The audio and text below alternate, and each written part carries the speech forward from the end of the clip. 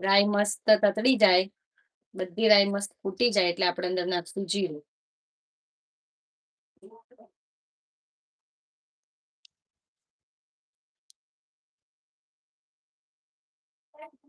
જો મસ્ત રાઈ આપણી તડ તડ તડ તડ ફૂટી રહી છે ને, હવે આપણે નાખશું આ જીરું.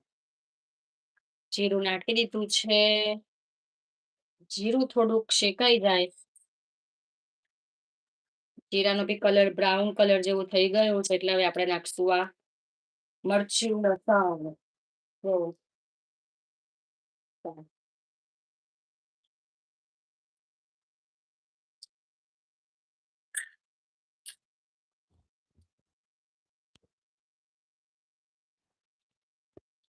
કઈ મસ્ત